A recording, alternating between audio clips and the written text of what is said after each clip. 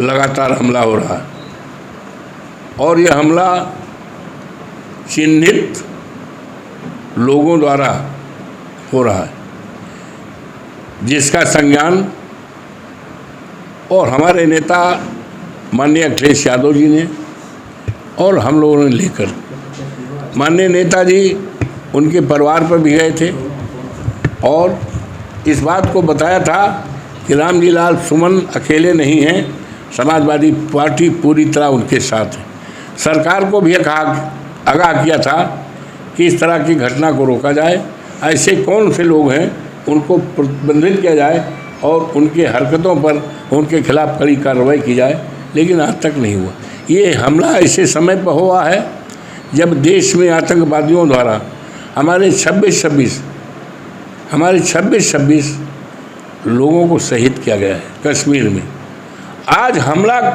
होना चाहिए उन आतंकवादियों के ऊपर होना चाहिए, हमला उनके ऊपर होना चाहिए, लेकिन अफसोस है, दुख की बात है, तकलीफ की बात है, आज हमला उनका ना होकर के हमला दलित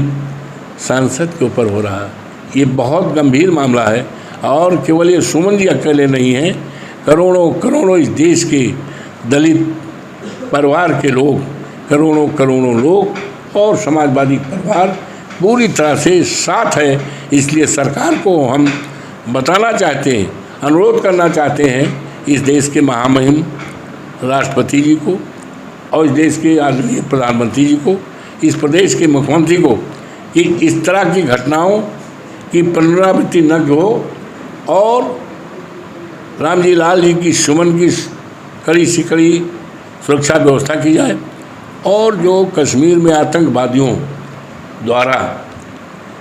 26 लोगों की जानें गई हैं, शहीद कर दिए गए हैं, उनके परिवारों को हमारे नेता माननीय अखिलेश जी ने 10 करोड़ रुपए की मांग और सहायता किया है, तो उस सहायता को पूरा करना चाहिए और इस बात की बहुत मजबूत ढंग से समीक्षा होनी चाहिए कि क्या कारण रहा, हमारी सुरक्षा में कहाँ चूक रही, आतंकवादी कैसे घुस आए। ये जिम्मेदारी भारत सरकार की है, केंद्र सरकार की है। मुझे उम्मीद है केंद्र सरकार इस देश के बहुत महत्वपूर्ण मुद्दे पर